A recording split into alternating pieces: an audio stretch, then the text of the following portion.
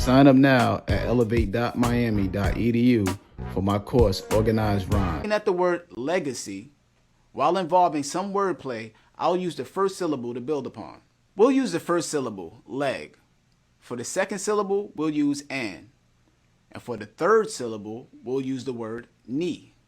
So now we have leg and knee. Can we use it in context with legacy? Let's just see. Wordsworth Productions with a S.com for all merch. I got 2 books available right now. Words Are Worth Volume 1, and I also have a children's book called Socks. Age range from 12 to 15, so it's kind of like the middle school and high school age range, but adults can read it as well. Relentless like it's 06 with brown on it. Commitment, I mean I ain't gonna fuck around on this, cause I ain't getting the proper respect. So I figured I'd stop and collect. These niggas owe me. I stand amongst the elite, it's getting lonely. Most of the ones in my league, them niggas phony. So I aspire to reach the upper echelon, where they admiring me for setting fire to beats. I speak in my lexicon like a weapon drawn. So whenever I find my speech, the quips like a hollow tip pointed right at your cheek. Squeeze it and not the right of your teeth. You need bleaching. Lesson be these rappers still need teaching. I'm on a level you can't reach. The niggas leprechauns. Know how long they reigned at the top last year. Got my foot in the door. I came in the drop class.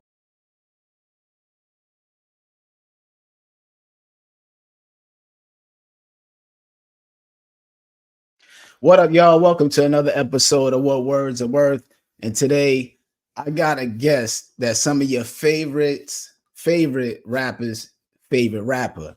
You know, this guy, when he came out rhyming, I would get people that came up to me like, yo, what's up with him? You know what I'm saying? When his album dropped, yo, what's up with him? Yo, he's dope. What's up with him? And you know somebody's dope when you get questioned about them and you do music and stuff like that. You know, we toured together. We was on the same label together. Today, I have the unbelievable lyrical genius, Kenn Starr, on the show today. You know, so man, we were signed on the same label, Have To. If I'm right, I believe he's from Maryland. And man, this guy's just a wizard with the words, putting together with patterns. And he has such a style. So, you know, I gotta bring him in, you know, down with the low budget crew, I believe, all of that. You know, the energy of this guy is just phenomenal. So welcome to the stage, the lyricist, Kenn Starr. What's up, brother? Yeah, Wordsworth, big brother Words. What's going on, man? Man, Such a pleasure being here, man. Thank you for having me on. Yo, this is why I have the show, for people like you, man. You know, like, as much as I like to write rhymes and people might say I could write rhymes, I like to show the fact that the reason why I'm able to write rhymes is dope is because I got to worry about people like you. You know what I'm saying?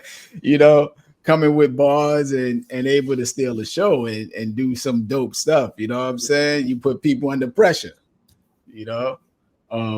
So, yeah, man. I So, appreciate it. Yeah, trying, man. Bro. I'm trying. Yo, so I hope the intro was right? Maryland, I got that right? Absolutely. Maryland by way of Virginia. Shout out to Suffolk, you know what I mean? PG County, you know. Yeah. Definitely repping low budget. Shout out to the guys, man. Yeah, I watch a lot of battle rap now. I watch a lot of battle rap, and Maryland is kind of running battle rap, DMV, all that. They running battle rap right now. Yeah. Oh, that's a whole separate conversation. We need a whole nother podcast about the battle rap. That's my bag right there. Honestly, more so than music, that's where I go to for like the pins, bro. Like, it's some of the best pins out right now in battle rap. Undoubtedly.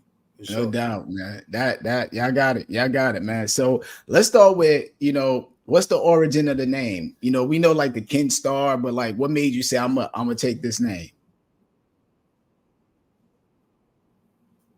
All right, so let's get into this, right? So the name is from, like, you know, Kenn Starr, the prosecutor or whatever. Right.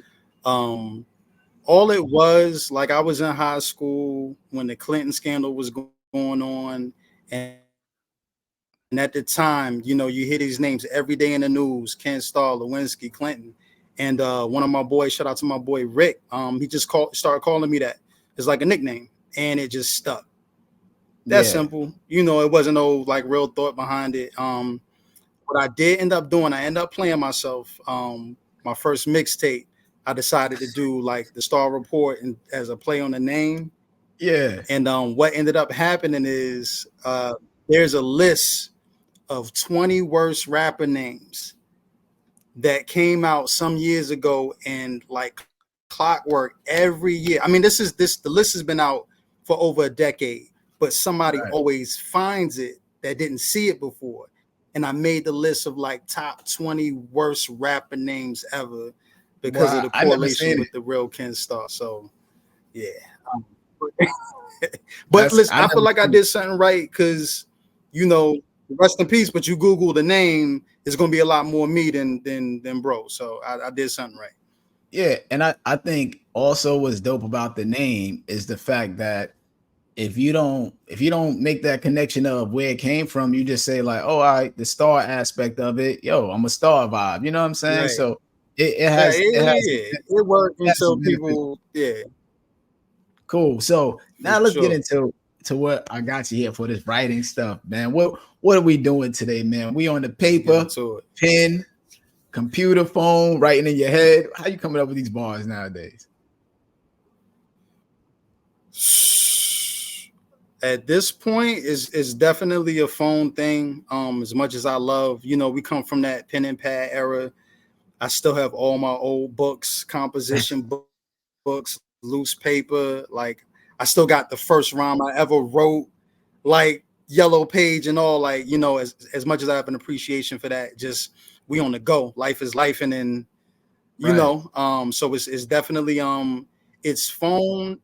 And surprisingly, I've gotten to the point where a lot of the preliminary stuff is in the head, where like I'll write long enough to get to the phone, and like, you know, when I'm on a job or whatever, like I've gotten better through the years at just like I can get, you know, a good 8, 12 down long enough for me to go and put it to the organize it. But but primarily phone though, for sure. Although I hate it because it's always awkward recording. I don't like reading off the phone, so it incentivizes me to commit it to memory even faster. So I like it for that reason too, for sure. Yeah, I think what's dope about it too, because talking to some of our fellow pens that write, I'm hearing from them what they've been doing too is actually, even though they're kind of converting to the technology, a lot of their stuff now is like being used as like artifacts or like art. So I've heard like they'll frame lyrics for somebody.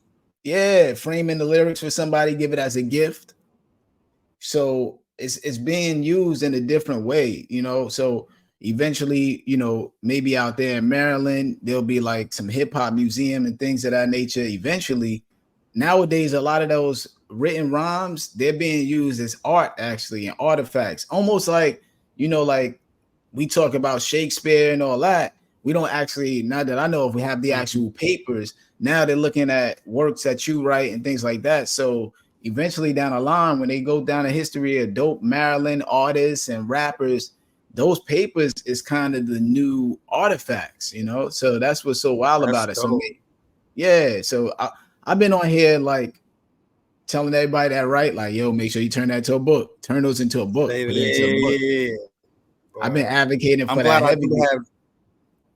I'm glad I have part of the archive still. You know what I mean? Yeah, that's dope. It's like I got books, like, you know what I mean? And there was something you were talking about when you was on with Super that hit home. It's like I remember the era where, you know, we used to be clipped up. You know, if need be, I got plenty of them things like on deck back to back. Now don't ask me to rap. It's gonna be something from a song that somebody paid for. Like, but I miss those days, man. Like just being young and just, you know, like I miss being clipped up, man, for sure. Yeah, those moments, we don't have many of those moments no more of having to be. So it's kind of like fortunately it's not like that. Like you have to be out there like that. We kind of like, if you're showing up to studios now, ain't really like stepping outside like that, heavy like that. So you don't really gotta have it like that. But like, as thinking about that, what is it like for you? Like you like writing in the studio when you gotta go somewhere, or at home? What's your preference of your writing? You know, by circumstance, I've always write at home. But I'm coming around to the studio experience. I'm actually working on a group project now, and I'm kind of loving the dynamics. I'm loving having that, being in the middle of that creative energy, because I've created in isolation for so many years. Like it's a nice change in pace for me. But by and large, I come from the era of like hustling up money for studio sessions, and you come with everything prepared. So I'm just used to like having my part completely done before I set foot anywhere. You know what I'm saying? So that's still habits die hard. I still write at home. Yeah.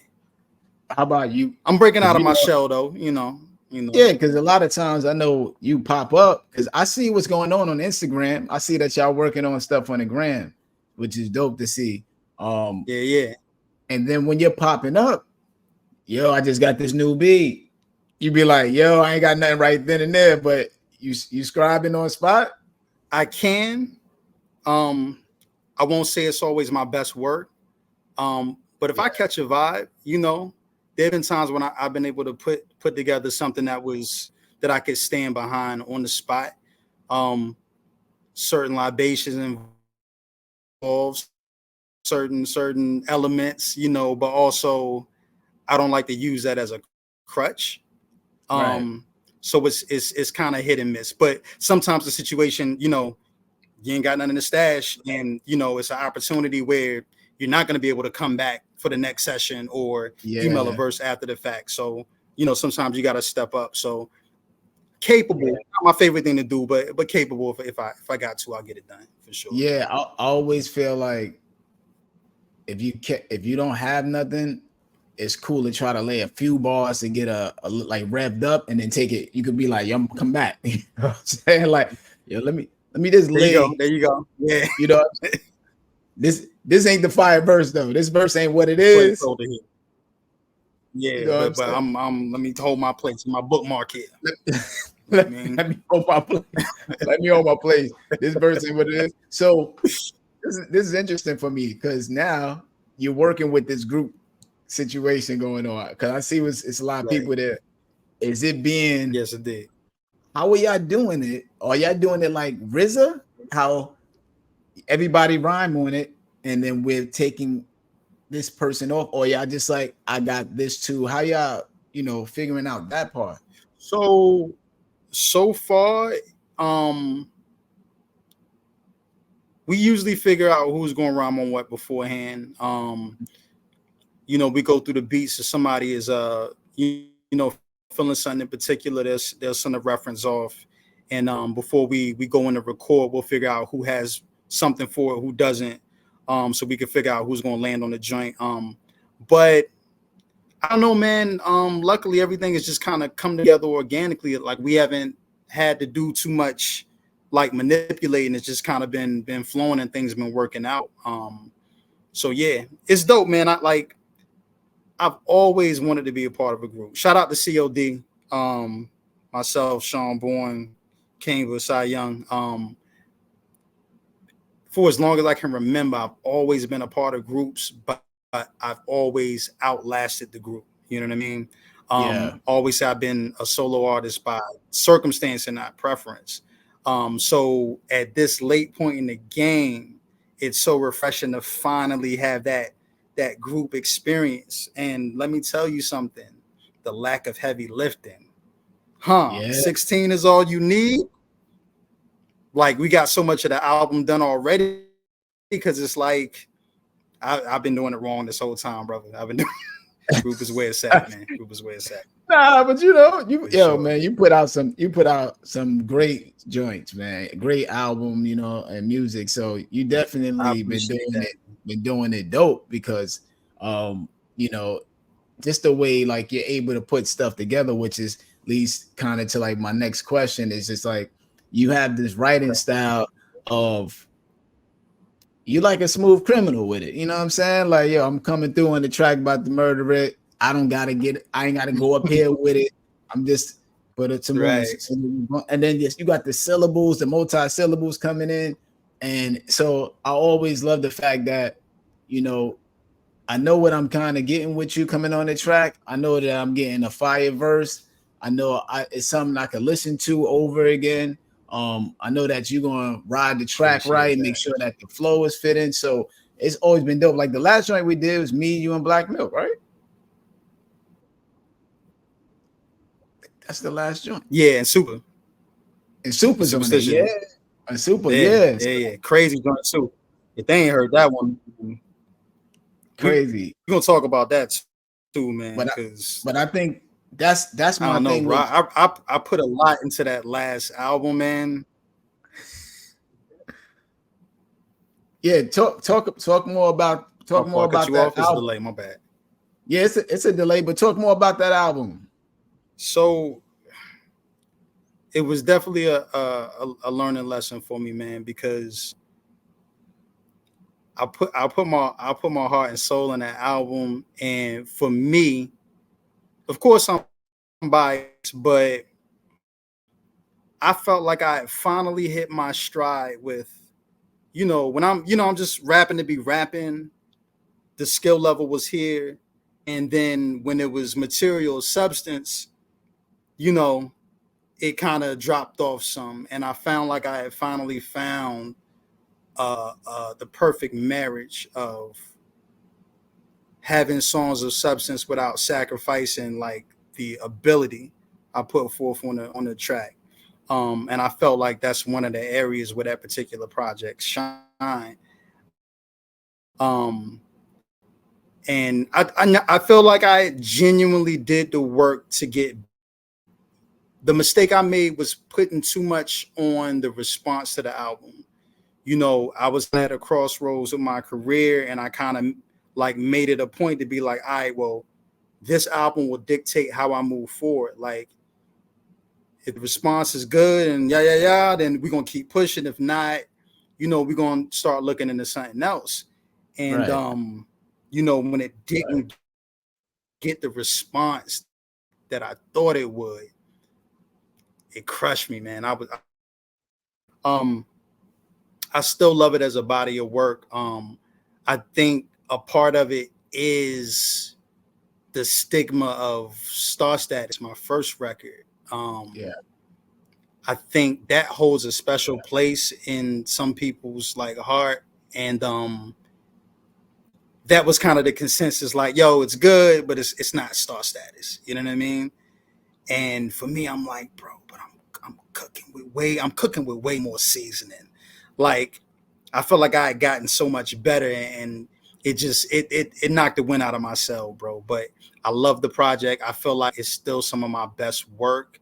And if you are listening to this right now, I would like to ask you to revisit it when you get a chance. If you give it another listen. Like, it's some dope stuff on there for sure. Yeah, this show, man. I'm an artist, and I'm sensitive about my shit. This show, people are getting introduced to people, like new people. To them, it's new. Like a lot of people, I'll be like, yo, these are my friends for years. Like, but they get introduced to this, and they're like, oh, all right, let me go check this out. I didn't even know that. Or they'll know us. And here's the thing that is very important to understand is us as artists, we have to understand that we don't listen to everything. So that everybody's not going to listen to everything. You know what I'm saying? Like, I drop albums. You're not going to listen to every album I drop. You drop albums. I can't catch everything. Super drop albums. Everybody dropping these albums constantly. So I think the best thing that one of the things you just said, that's one of the most valid things, is as an artist, you have to be patient and let your art hang on the wall and let people come into the gallery when they get a chance and check it out. That's a bar. Yeah, that's a fact. That's a fact. I learned that the hard way, but yeah, I mean, yeah, that's a fact. So what's the atmosphere for you writing? Is it this nighttime, daytime? What do you like it to be like? What it need to look like? Whenever and wherever inspiration strikes. Right. Bro, my creative process has been one of the more frustrating parts of my career. It's probably one of the most detrimental parts of my career, if we keeping it honest, because it takes so much for me to create. It takes so much for me to create. So really, if like when and where I catch the inspiration, I try to really like dig in and get as much done as I can, like when I'm in that bag, because it may be a long stretch. Like me and this block, we've been locked in for a while. Like it's been my roommate for a while. So yeah. Right. So like what if it's like you like a lot of people in the studio, or you like it as far as like dim lit? What's the room setting you prefer? You know, I suppose a couple people, they like first thing in the morning. I like to get my writing on first thing in the morning. No discernible pattern. Honestly, I never even thought about it in those terms because it's always been so random. Like if I go through the last 10 things I wrote, it would be a different setting and circumstance for everything. I really don't have a preference. You know, if I can just give me some good headphones, put me in a corner, like I'm good. Let me do my work. Yeah. And then so then what is it as far as how long does it take you to write a verse or a song?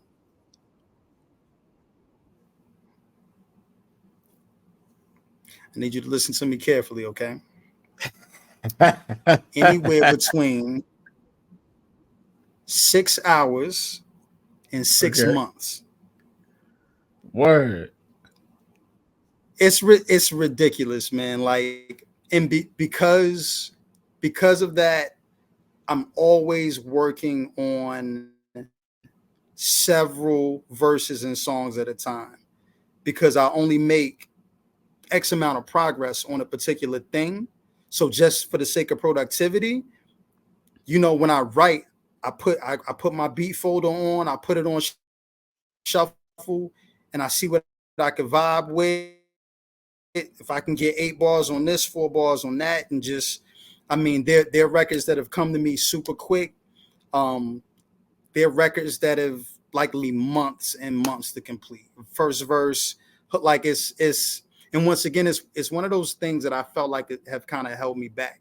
Even in terms of opportunities, like a lot of feature opportunities and from a business standpoint, it's how we get our bread sometimes. We, do features or whatever. And sometimes it just takes me so long to get it right and get it how I want it that opportunities have passed me by. Like if there was one thing that I could change about my creative process, is just to speed it up, man. I've gotten better about getting out of my own way and not like overthinking, because I'm trying to live up to this standard of like, yo, if I was a Kenn Starr fan, like, would I be in, like, would this verse be up to par? Or, something that I know you talk about all the time. This may be somebody's first time hearing me. Yeah. And, you leave a bad impression that first time, you might get the skip action. Like, I heard before, he ain't about nothing. You know what I'm saying? Right. So just the amount of pressure I put on myself at every verse kind of like works against me sometimes too. But, yeah, but I get it done. And, I feel like the end result is worth it. But yeah, it's a struggle sometimes. Yeah. It's a struggle. I think what I've learned, and you know this too, because we're writers and rappers and artists and all that, is that everything is very much deals with the situation. You know what I'm saying? Like, if me and you got to get something done by tomorrow, we got this nice check in front of us, or we gonna be up all night until we finish this. You know what I'm saying? Hello. You know what I'm saying, right? For sure. You know what I'm saying? Sure. So I've learned Yes, indeed. I've learned that aspect of it and kind of got into the mindset of like I think the saving grace for me with just doing music and doing anything, and my wife, she always tells me like, "Yo, you never just like give up. Nothing don't bother you. Like you don't give up." Because I realize like I'm not gonna please everybody, so it is gonna be what it's gonna be, right? It don't. That's a fact. It's gonna be what's gonna be, brother. Like I'll write a verse, I put it down, put the music out, put the album out, go to the next one. Go to the next one. You Yeah. know, what's so crazy is like, so going to the next question, I got a question kind of stemming off what we were talking about with the writing aspect. So knowing that you take a while to write, right? So you know sometimes that deals with concepts and that might hold you a little bit to finish a project, right? But then I've also done projects with producer just giving me beats, like we knock out joints, and there's no particular theme. What's that like for you? You like writing to the beat, having a theme, or you just kind of like, I got some rhymes that's already here? I like the right to the beat now. Because like I said, there's not really an arsenal. Like it's not a whole lot in the clip. Right. Plus, it's more favorable in terms of like my cadence and my flow on it. You know, a lot of times you can have a verse you got in the tuck and find that perfect marriage with a joint, but I'm trying to be more intentional with my writing. Trying to make things specific. Trying to be in the moment with whatever's in front of me. So definitely. That's another thing that working on the has kind of helped me with, because it's like, okay, this is what we're doing it to this, and we're doing this concept. I can't just put something random on it. So now I got to listen to it and kind of figure out that puzzle for this particular joint. So definitely, I'm writing to the beat. I'm writing to the beat. What I will do, what I'm infamous for, is I'll write something to one beat and then find a better beat to put it to. You know, like sometimes something to spark the inspiration for me, like, oh, but the verse, you know, is kind of it's a little too ill for, you know, me have to save that for. Those are the only times I got joints in the tuck. Like, Yeah, that's funny because now you got me going to this question, right, about the beat picking. So how are you picking the beats, man? You seem like, so now you got a verse on this beat, and then you like oh, this beat is better. You revisit the old beat still. How are we doing these beats? How you picking these beats?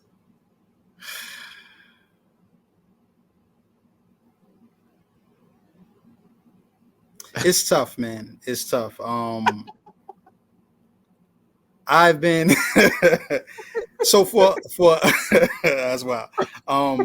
For a large part of my career, I was really fortunate to have like dope producers at my disposal. Yeah. What that kind of did was put me in a mindset of like refining my beat selection process, because I work with a lot of producers where 90% of what they play is like dope, like really dope. So it's not just about picking good beats. It becomes more so about what's a good fit for me or what's just undeniable for me. That's the pleasure I've had of working with some of the producers I have, is like the easiest way for me to pick is just to pick the undeniable joints. You know what I'm saying? Because everything is fire. So, but I've been spoiled, bro. I've been spoiled. It's more so, a lot of the production I get is more so about who had dibs on it, who bought what, like, you know, and what out of what I've selected I can actually get my hands on. But yeah, man, it's so many. Shout out to all the dope producers I worked with over the years, man. You gotta shout out the my job so easy. You gotta shout out the God, producers, man. The producers, like, they get the producers are underrated too on the patience they have for you holding the beat.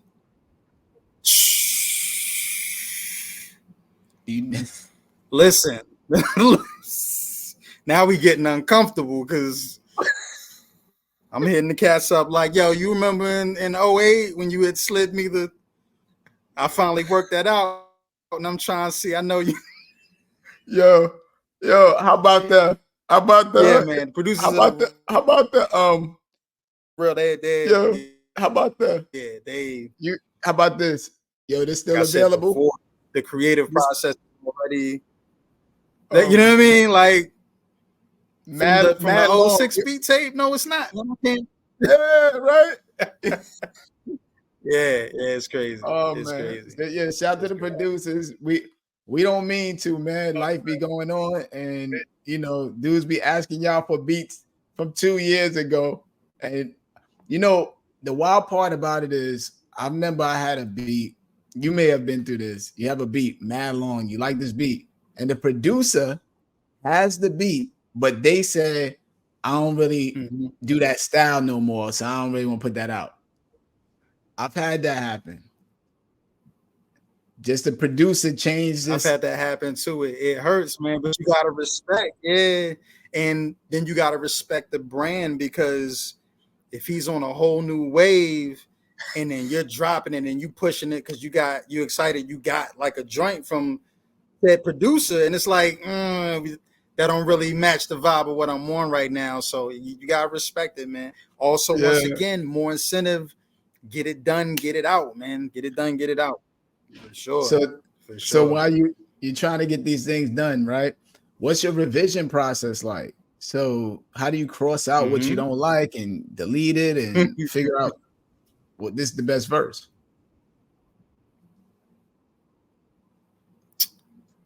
I'm the revision king, bro.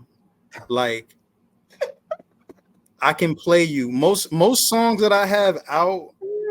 Honest to God, I could play you at least 2 other versions of it. That's crazy. And that's crazy. Also a part of like my creative process taking so long, is that where it needs to be, I can do it better. I can, I could, I'm the revision king, man.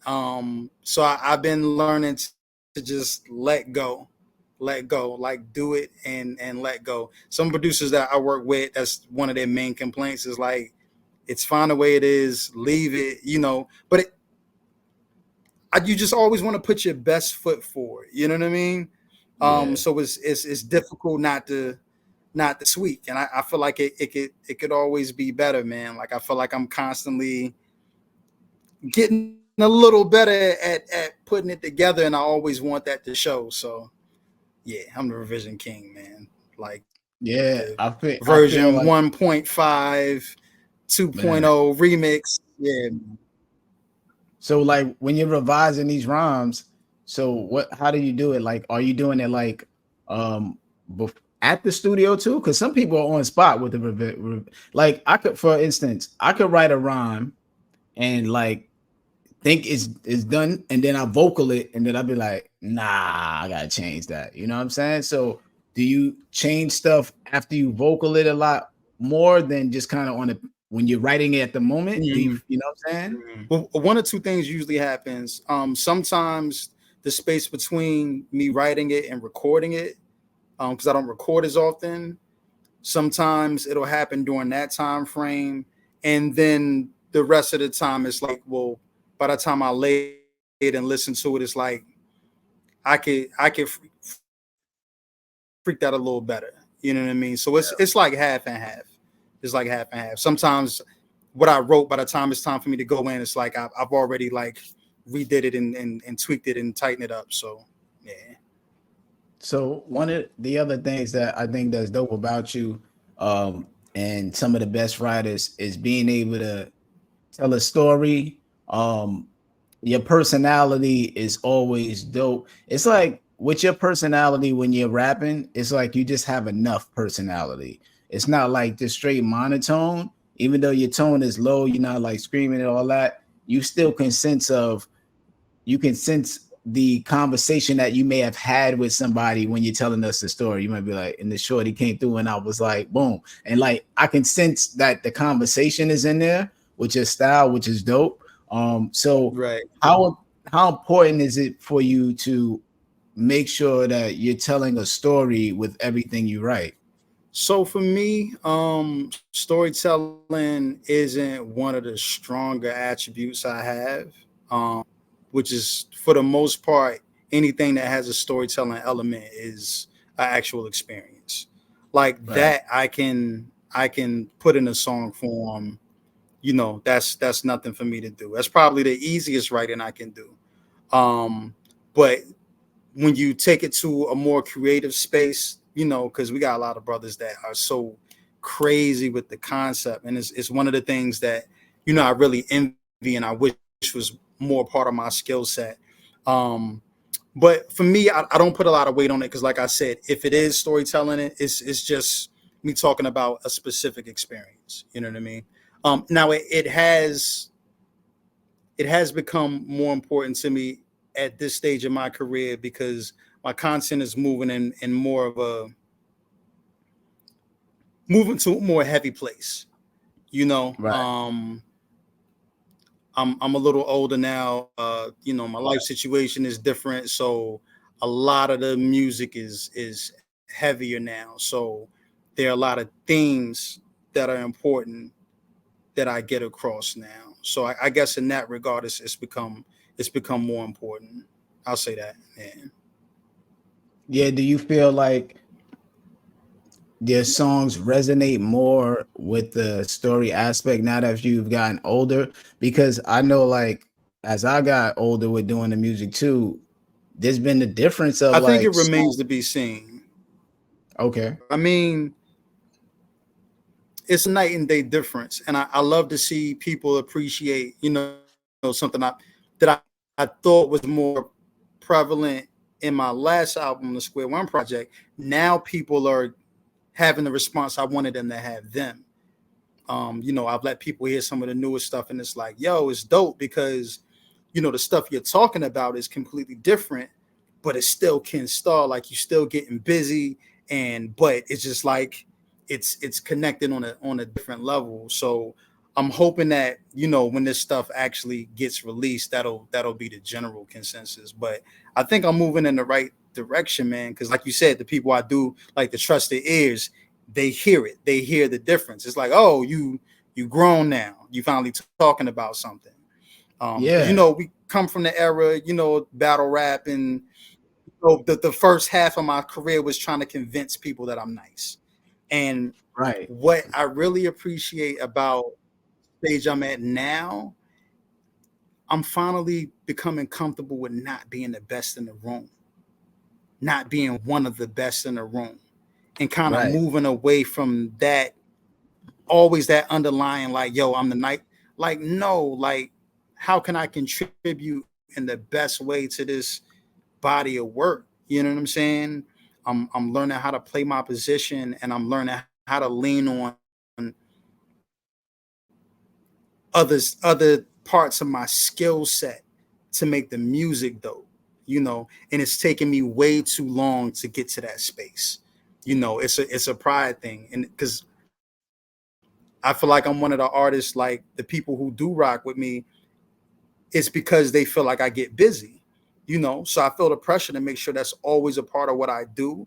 um but now it's just like I have more to offer, and I'm stepping out on faith that you will still feel like I am as an elite MC as you think I am, when I'm not trying to shove it in your face. Like, you know what I'm saying? Like, let me just not tell you, let me show you, if that makes sense. Yeah. I think it makes sense because to this day now I'm not worried about laying my verse first. You know what I'm saying? Like those things you used to worry about, yo, I want to lay my verse first because this and that. Yo, let's just lay our verses Right, and send them in right, right. separately. All I don't care about none of that. Yo, send me the beat. Yeah, that's my verse. Send it in. It is what it is. Somebody make something hotter than what I wrote. Kudos to them. You know what I'm saying? So I think it's less that mindset. Absolutely. Younger it used to be like that. Yo, I don't want to hear my verse. Don't send them out. Stuff like that. But I think we've grown past that. So when you're like you get a creative block, what do you do? How do you break out of those like creative blocks? Like if you feel like I'm still figuring that out, man. Still figuring it out. Like, I have, bro. It's been such a process for me, man. I am so excited to be back in a good creative space because I've been in such a rut for the past few years, honestly. Mm. Um, and that's tough. Like when that's your outlet, and so much of my identity is tied to Kenn Starr as an artist, and when I'm not able to execute that, it's a difficult space to exist in. Um, I just try my best to fight through it when the time is right. I've learned that when the time is right, things will flow again. But just more the real life elements I'm realizing are important. Taking care of yourself, physically, mentally, making sure you're on point in those ways, and everything else kind of flows from that point. So that more so than anything, man. Have you Get your tried mind. like have you tried, you know, maybe just like, man, ciphering and like kind of maybe like getting in touch with people like kind of like every week on a schedule basis sometimes, that brainstorm aspect. So for me a lot of times too it's like, I get up with brothers on some not even rapping stuff, but I get up with brothers that we talk about ideas about writing books and doing plays, movies and stuff like that. So just kind of like having somebody to hear the rhyme and you could say the rhyme to and stuff like that. It sounds like that's where you're at now. When you go hang out with the brothers, that might be the way that you get out of your creative block most of the time now, right? So just like finding somebody to And hear that you. is exactly what's happening. Right. Absolutely. That's made all the difference in the world. Like now the floodgates are open. I'm trying to keep the momentum going, but 100% to your point, it's just like sometimes you just have to interact. You got to get that feedback. You can't exist in a vacuum and truly be creative. And that's so much of who I am. I'm ducked off, when people see me, it's always an event because I never pop out. Like I'm just super out the Yo, way. And this is an that event. can This that this can work this show. against you. You know what I mean? This is an Yeah. event though, man. Like Happy you on here. I'm genuinely excited, man. Like, you know, like so and that's why I appreciate, like I'm so humble that you even consider having me on, man. But For that's sure. definitely what it is, man. Now that I'm in this group setting and being able to bounce these ideas, and also like you said, just not even music wise, just life, communing with the brothers, and like it helps the entire. So definitely that's going to be my trajectory moving forward. Like, So what about when you're making the music now? Um, what's the music? Is it being made for just like, I'm just making my joints to make joints, or are you considering performing these songs and the stage aesthetics that come with it now? I make listening music, sir. I make listening music. I I so rarely perform, man. Like I'd be lying to you if I said the thought even ever crossed my mind, man. Like, um, it was just never my thing. Another one of my regrets, because I never went on a real proper tour, like several dates out the country. You know what I mean? Like, but not really my thing, man. I'm just about the music more so. So when I create, it's definitely for the listening experience. You know what I mean? Like I'm it's by perform in a way that that's not embarrassing because I do it so infrequently. I'm glad I can get up there and not look like an amateur every time because that's how I feel every time. So Yeah, I think, man, I think what's so dope about it is with knowing you and knowing your albums and knowing the songs you do, um, the appreciation of what you do and what you write from my perspective, is the fact that if you got on stage and said your rhymes a cappella, you still gonna kill it. So a lot of people can't do that. So that's one of the dope things about you is that no music, you listen to him, he sound ill. Music on, sounds ill. So just the fact of being able to play in both worlds, I always think that's what's dope about you, hearing your music and putting stuff together. So I got a few more questions, man. So where we at with? Appreciate that, man.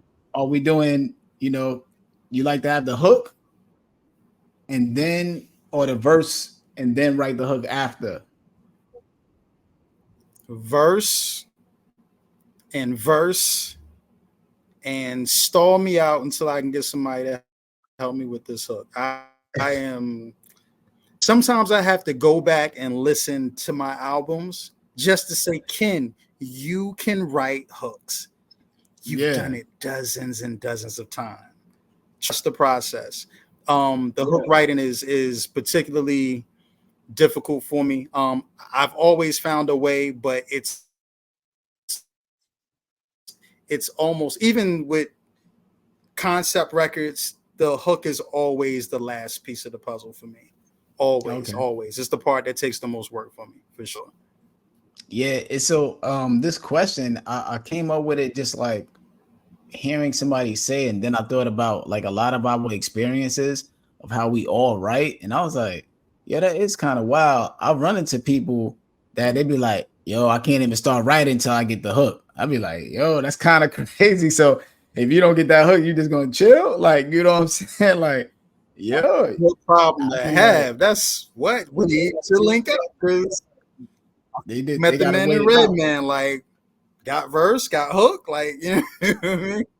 I always, I'm either way though. Either way, it could pop up to me. Like the hook might come first or the verse might come first.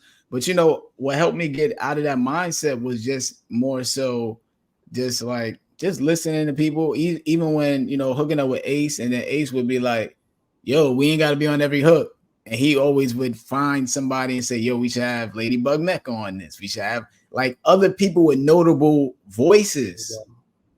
He taught me that, like, yo, you ain't gotta do the hook. Let's get such and such. Like, yes, doing a project I'm doing now, I got people that we know doing the hook, not necessarily a verse. Yo, can you do the hook? So I always thought it was dope learning, like being in the studio with other people. You know what I'm saying? I've been around some notable people to be like, yo, this is how you come up with hook. Don't do this. And I was like, I took that all in. So I got another question. As far as you record at home, or you got a studio set up? Nah, no studio set up. I'm coming to you, Jack. I'm coming to you. Where we at? Send me the address so we can get it done, man. Yo, man, I need to invest in a home setup though. I'm just I'm not technologically, like, I couldn't see myself running my own Pro Tools session and all that.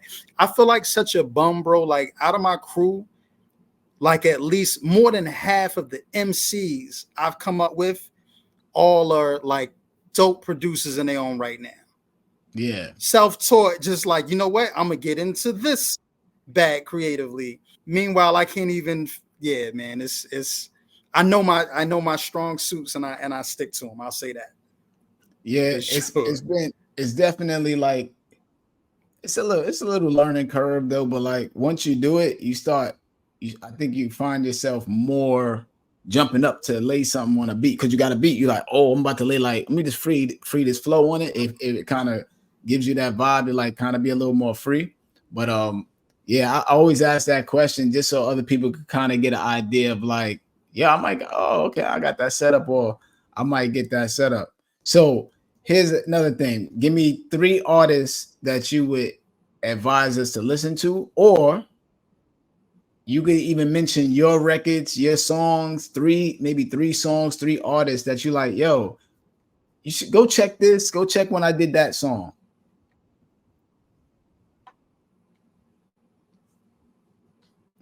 Just for the sake of like, I'm terrible with questions like this on the spot. Soon as we get off here, I'm gonna be like, yo, I could have said. So I'm gonna use mine only for that reason. Only for that reason, I'm gonna use mine. I'm gonna say Go Chow, Came to Deliver, myself, Superstition, Wordsworth, Black Milk on Production. Go listen to that. Also from Square One, a song called Strangers, produced by Kev Brown. One of my favorite records. In my experience, the music I do, not a lot of times do I want to live with it and continue to experience it just as a listener. That's one of those records that means a lot to me. Still to this day, when it comes on, it gives me a certain feeling, right? So I would say that, and three. Go listen to Hassan Maki.